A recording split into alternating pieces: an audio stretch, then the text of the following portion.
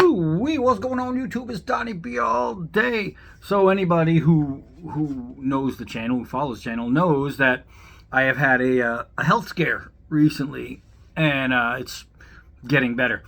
It's progressively getting better. I did have a little drawback this past week, but we're still okay. I'm still okay. Yeah, still alive.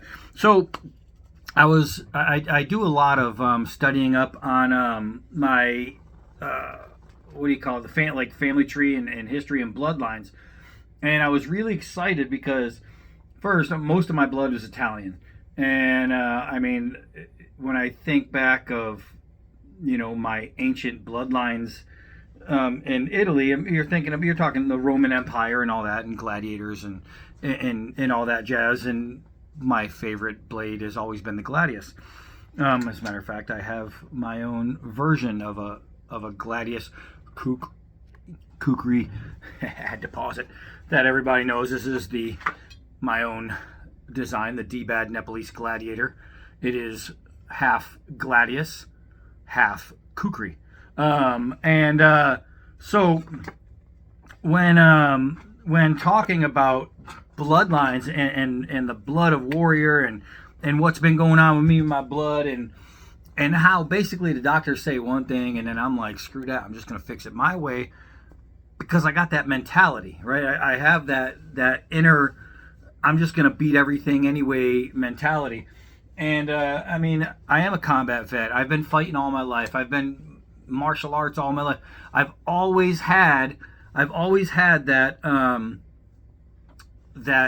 warrior mentality. I've always had something of my bloodline like comes through me in that case. And I found some interesting things about my bloodline. I knew that I was Italian. I knew that I was British Isles, like Irish, Scottish, English. You know what I mean?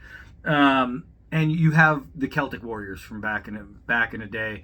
Then you have the Brits who had the British Empire. You had the Romans, the Roman Empire, all the gladiators and different things like that.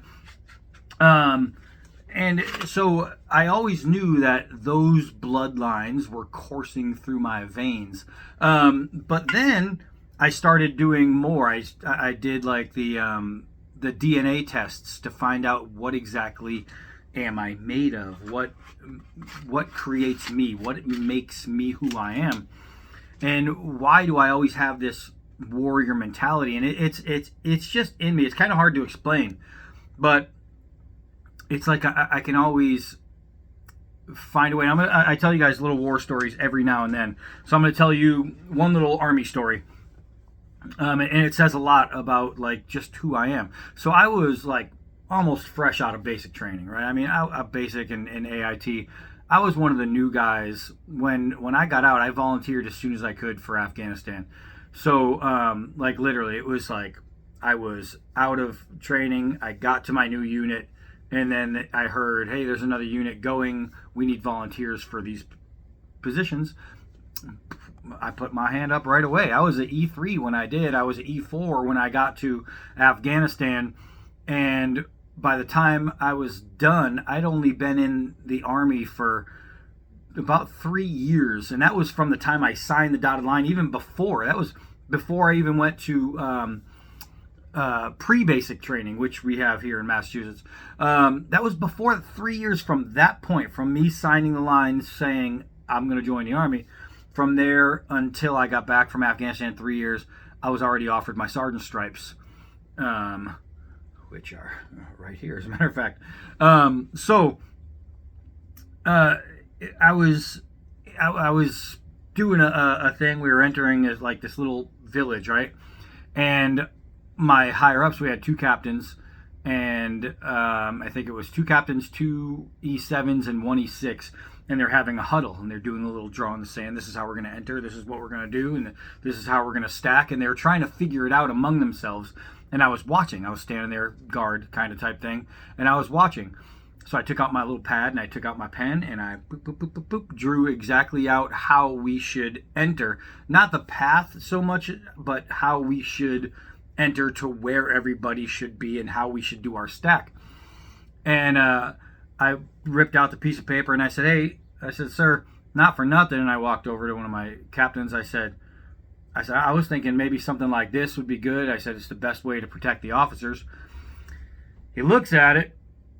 He looked at me and he looked at everybody else. He goes, "All right, for now on, Blake does all this." And it was like, all right, that was easy. And it was just like, I have this, I don't know, I have this ability to read things like that. And they say that you're born with things from your past, and you can, like, what's in your blood is in your blood. It becomes you. It's who you are. So getting to this whole thing, I mentioned in a previous video about my Viking heritage, my Scandinavian heritage, that I didn't know about until I started doing all this. And it turns out that in northeast England, a bunch of where I have some of my bloodline comes from, Viking invaders tore that place up. They went through a lot of raping, pillaging, and doing all the good stuff that Vikings do. But I found out that my Viking blood, or my heritage, my Scandinavian blood, comes from people who invaded England. So it gave me like a 96% chance, not just, Scandinavian, that's already in the bloodline, but like that my bloodline, that Scandinavian, came from Viking invaders. So it's cool because I already got the whole Roman thing and the Gaelic thing and you got the Highlanders and all that. I have all this in my blood already, and then it's like, damn, all right, well, we just added Viking to the blood, and a lot of things made sense. And then I started doing some research on some more of my blood. I found out that I have, besides that Baltic region, which makes up a whole lot of great warriors, I found out a very interesting thing. I had Central Asian blood, and broken down, it looks like it's more from around Mongolia. And then I started doing more research, and it turns out that Genghis Khan, when the Mongolian, or the Mongol Empire, just spread across the world, Genghis Khan had sex with so many women. This is an actual fact, that one of every 200 people born has a relation, a direct bloodline to Genghis Khan. Not just the Mongolian Empire. Now the numbers go way up because Genghis wasn't the only one who was getting it on. So that means if 400 people watch this video, there's a chance that 200 people watching this video are related to Genghis Khan, and therefore related to me somehow, which I thought was pretty badass. So I was pushing in and doing more stuff with this, and it looks like that I have direct descendancy to Genghis Khan. And I was like, that's pretty dope.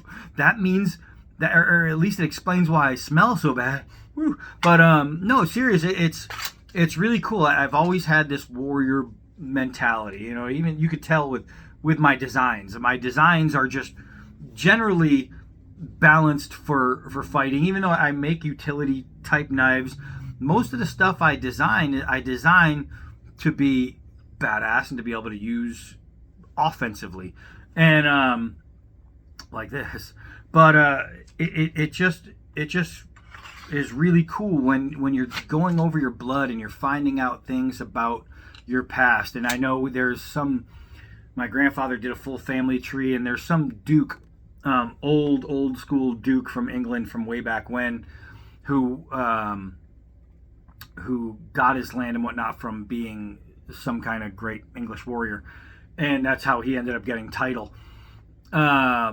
But it's just really cool when you dig in and you dive in and you find out that your whole history, the whole thing that makes you up, could be a bunch of badasses. Now, there's some people out there whose entire history is going to be, you know what I mean, people in a dungeon, people forced to work the fields, the peasants and this and that, and the bloodline is going to be there, and you're going to see a lot of very subservient people out there, and you wonder, why is this person the way he is? And it's probably a lot because of the past and their blood. Not everybody, even though war has been going on since the beginning of time, there's always been battles. Cro-Magnon and Neanderthal, they fought right? They had wars amongst themselves. So even cave people had wars. So it's been going on forever. So even thinking about that, not every cave person fought. Not every Roman fought. Not every Mongol fought. So you have two different styles or two different types of that bloodline. You have that warrior bloodline, and then you have those who just weren't. Some people are great with business, and who knows, they could have been politicians or business owners. And they weren't warriors, but they know how to make $1 million that I don't know how to make, right? And it's because it's in them. It's just in their blood. It's who they are. It's what is coursing through their veins. And I don't know, just to find that out, to delve in, and then to find out that my bloodline is coming from this certain part of Central Asia and the Mongolian Empire type thing, and the fact that 1 in 200 people on the planet is related to Genghis Khan. So when you put it all together, it really starts like opening my eyes for different things, and I want to find out even more. I want to find out more of my Baltic heritage, because there's a whole lot of really cool stuff that went down there. So I want to start to trace that.